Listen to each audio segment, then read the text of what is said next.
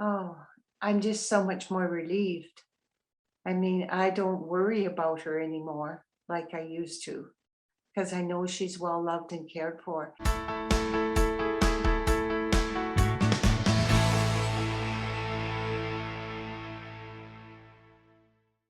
Hi, I'm Agnes Stowicki, Managing Editor with Comfort Life. We're speaking with insiders from Canada's leading retirement communities and care providers to uncover insights to community lifestyle, care, culture, and leadership.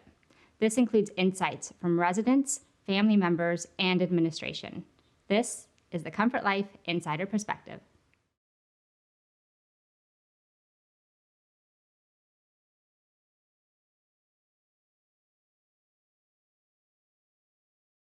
Well, I think the most important thing that I see is the sense of community and caring. If you get to know the staff, when you walk in, you become part of that family and they call you by name. If you go into the dining room, they call you by name. And I think that that closeness, that sense of community, and that you're part of the community is what I like most about it. For my mother, the most important thing was that she had a place where she could die in place and not have to move again. And so we've been through the process of revising her goals of care to make sure that if something happens, she doesn't get transferred to acute care. And the support and understanding of the staff in that community and the fact that there's home care there who offers palliative care and they allow the physician to come in is one of the most important aspects for my mom and for her family.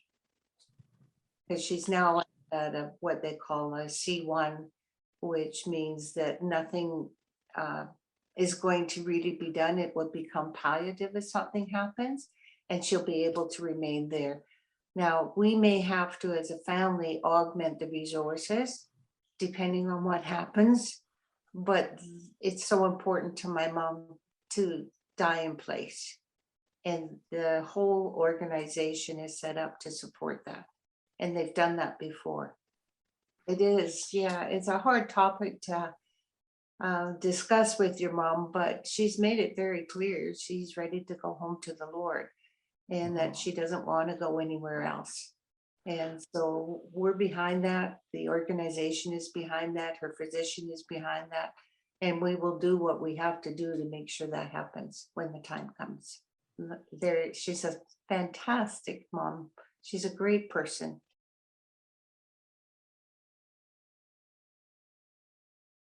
My mom was not very well when we first, she lived in her own home following partial hip replacement.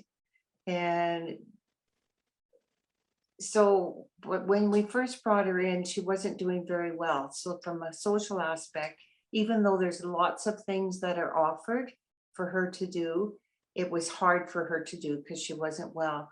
But what we really noticed is just going to the dining room and they have entertainment nights, and we would come with mom to the entertainment and she would just light up.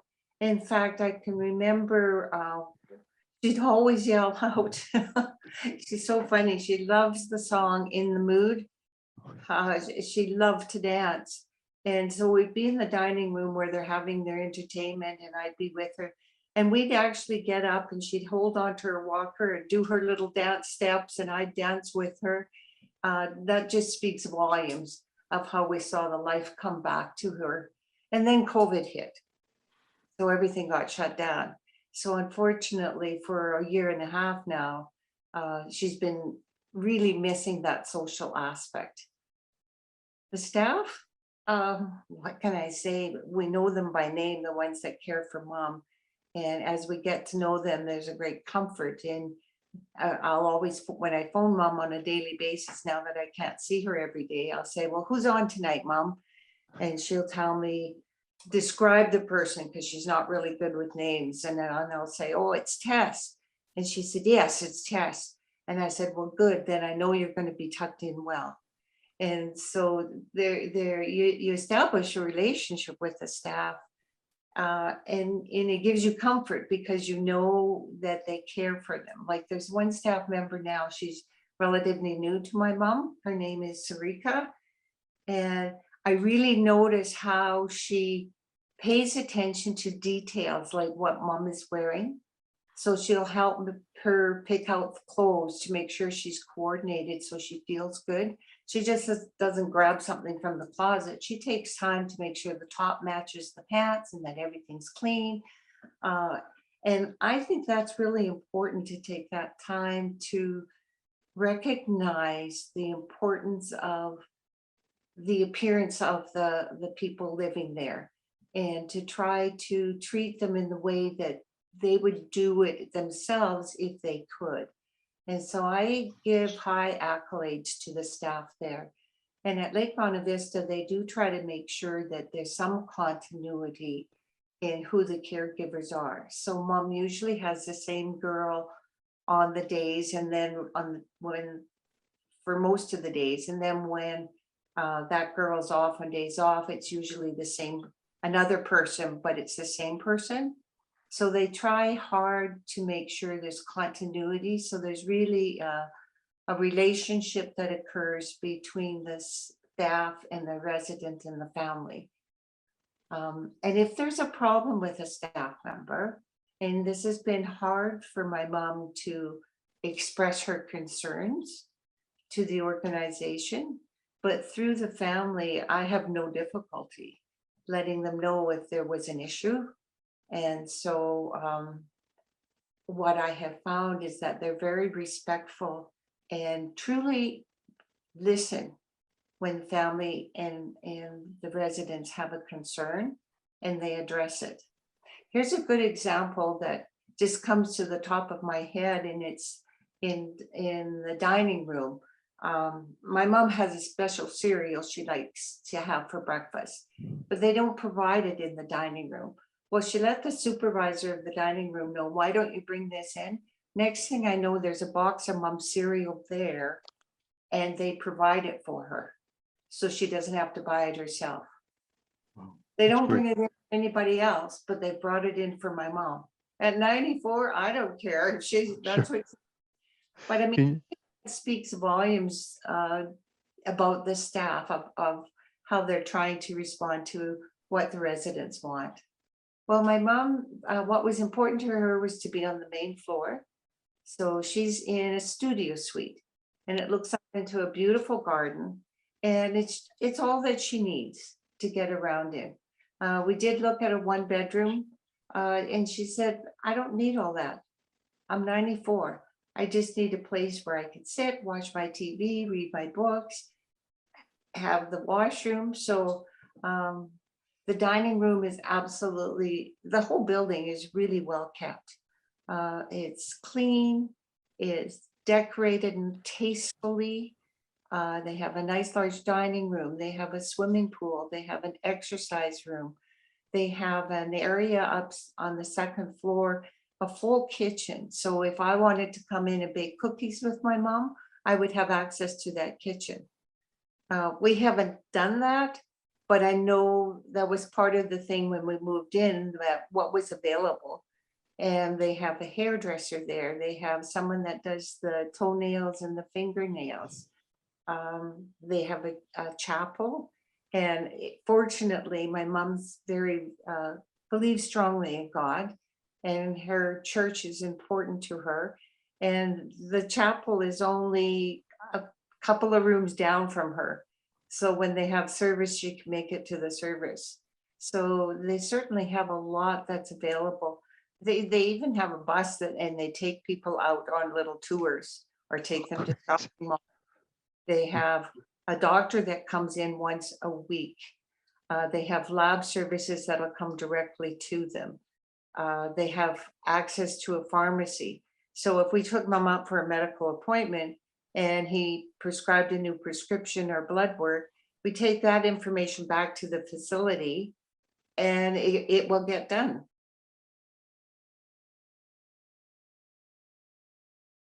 I strongly believe it's the social aspect, in that she calls people by name in the dining room. and she makes an effort to get to the dining room. There's a spark in her eye when the entertainment comes on. She absolutely loves that. She engages in conversation better than what she was before. Does it change for the better?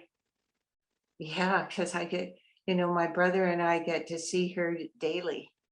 I mean, we were seeing her daily. And I think the social isolation was a big thing with her being in Drumheller, plus the nutrition. So now I know that she's eating better. My mom is on the decline right now, so it's hard for me to um, find the words about what's changed for the better because she is now 94, right?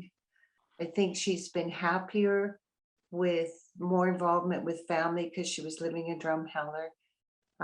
She's not struggling to get things done. She's got more energy because she has more help, and that's important. So she can engage in certain things and enjoy them more, like visiting with us. She's not always as tired because she has the help that she needs, because home care's on site, so she gets what she needs.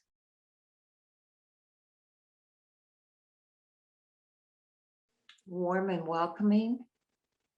And I think one of the most important things to my mom was in the dining room. In some facilities, they have assigned seating and a set time that you go for your meals. And that was something my mom did not want. And at Lake Bonavista, she can go when she wants and she can sit where she wants. So she's really enjoyed that aspect. I think about with COVID, I make masks. I've made masks for my mom, and she just gives those masks away and has a ball doing it, engaging with people. So the fact that she gets to sit with different people and they say, "Oh, I love your mask. Where did you get it?" And she'll pull one out from her walker and say, "Would you like one?" So it, and she said to me the other day, I like doing that because whenever I do that, it makes me think of you. And I know that they're going to remember me and you when I give them that mask. And I thought, boy, I better make some more.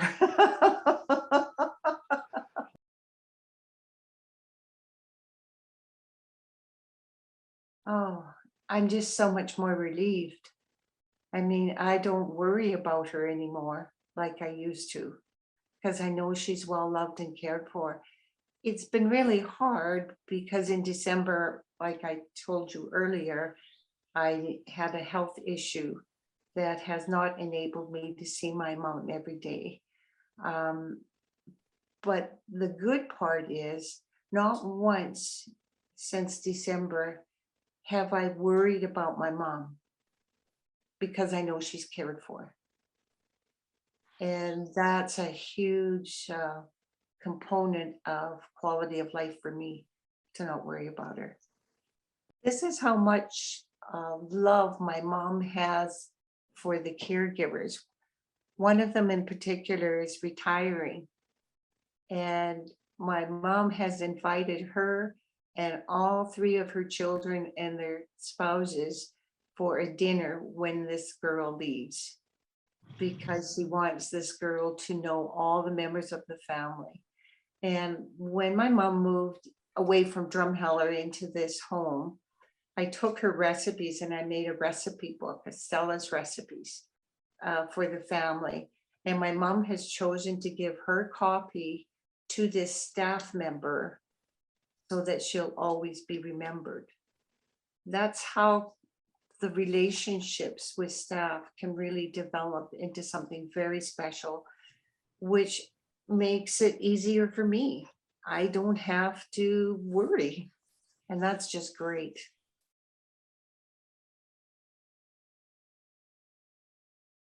I tell them to do it early. Don't wait until your loved one's condition is too frail. Give them the opportunity to engage in a full life before they become too frail. By meeting new people, doing activities, you'll see the spark in their eye come up, even if they don't think that's what's going to happen, it will happen. So that's what I would tell other people. I wouldn't hesitate for one moment to recommend that people choose Lake Bonavista Village. Make sure that you have your whole family involved in doing the tour once you narrow it down to 2 places. Don't overwhelm your loved one by giving them too many choices, like 4 or 5. The family needs to do the homework first to narrow down to the places and ask questions so that they feel comfortable. Yes, if my loved one was to live here or here, I feel comfortable with that. Then make sure you take your loved one on the tour and respect their decisions. Help them to ask the questions that are important to them. Such as with my mom, it was important that she had the ability to die in place.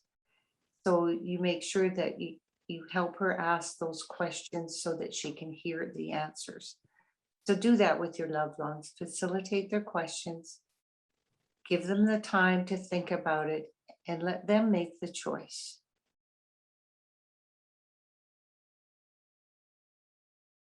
I think that my starting point was to look at places that were close by to where I lived, because at that time I knew I would be the primary person facilitating and helping with mom's care and transition. So that's probably how it came about. It just happened. And I phoned and they had a room available, a couple of them. And so I booked a tour because it was close by. And then I picked another place that was close by. There was 3 places that we had narrowed down to. And then that's kind of the process we went through.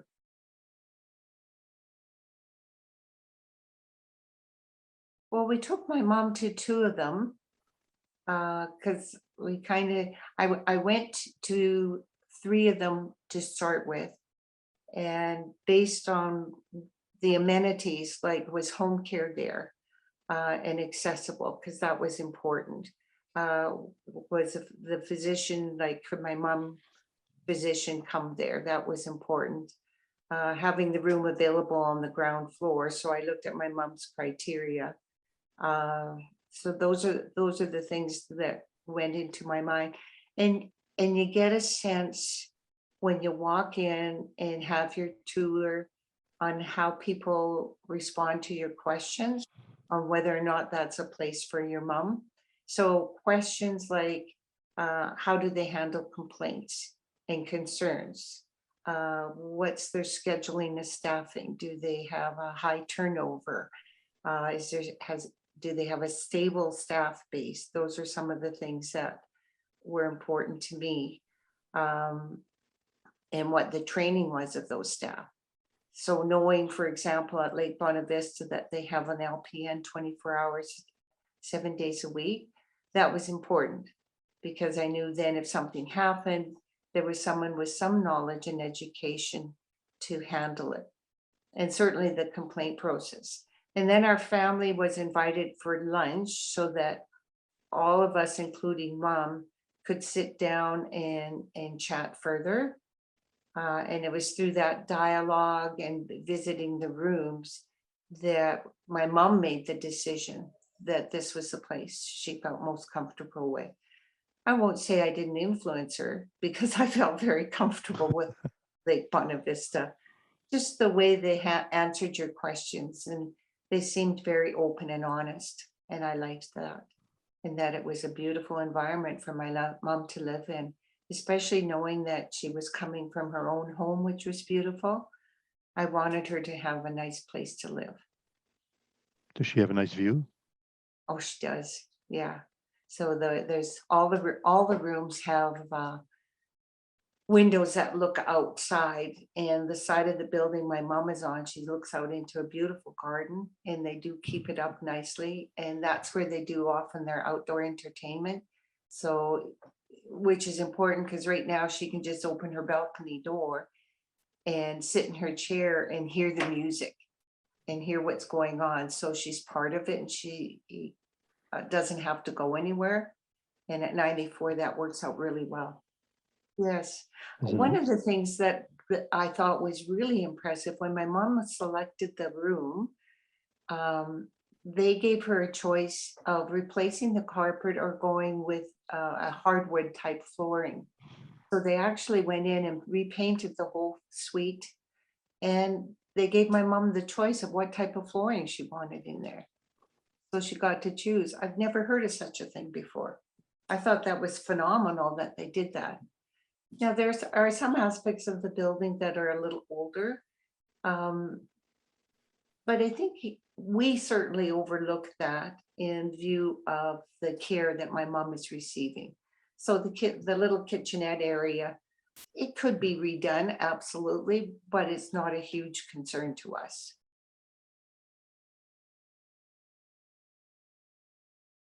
It was wonderful. My brothers and I, where did we have mom staying? Because she wasn't there. So she did come out with us to sort through some of the stuff of what has to be done. And then we had her with someone safe here in Calgary. And we got a truck, loaded everything up. A lot went to Goodwill, some went to an auction. And what was really fun is that the family set up the room for my mom. And when she walked into that room and all of her pictures were on the wall and her furniture was there, and she walked in and she just started to cry. She felt so good walking into that room, that was her home. And knowing how hard that transition was. And one of the things I loved is we got her a new bed. And mom and I laid down on that bed, and we have a picture that's just precious of us doing that. She was so happy that she'd go, oh, look at that picture. That's my husband and me when we had our anniversary. And oh, there's a picture of my kids. So if you have the chance, set up their home and treat it like a special event with her coming in or him coming in to see what their new home can look like. Set it up for them. There was a resident that came around with a little gift basket and a blanket, which my mom uses to this day when she sits in her chair. So they're doing little things like that, and people came in and introduced themselves, and they had staff escort her to the meals to help her with that. There was also a service available that you could purchase to have someone come in and spend 2 weeks with them for that transition. But because I was able to go, me and my brother were able to go every day, I think that we were more than capable of helping her with that transition. And what was really nice is you can go and have a meal with your mom in the dining room, which was lovely. So now my brothers and I, we get to know other residents as well. And so if you walk down the hall, you're stopping and talking to other people and calling them by name.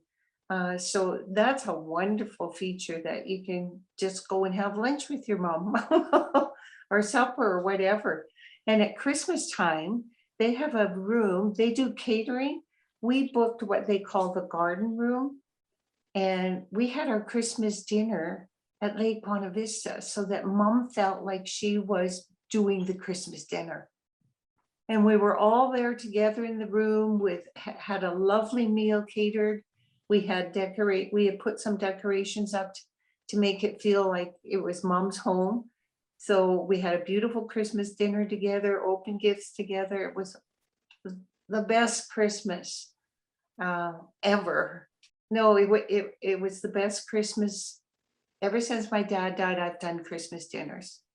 And so the opportunity for my mom to host a Christmas dinner was more than special. It was out of this world. It was just fantastic for mom to host the Christmas dinner, and the pride in her face was it still can bring me to tears now.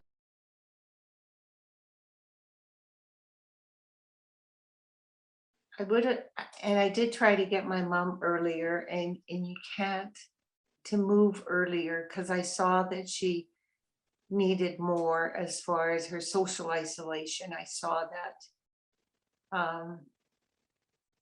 And I couldn't convince her. And I think the big thing is to try to be patient and wait until they tell you they're ready. And not to try to force it, even though we know it's in their best interests. And I'll never forget the day my mom called and she said, I can't do this anymore. And then I knew that, okay, now's the time.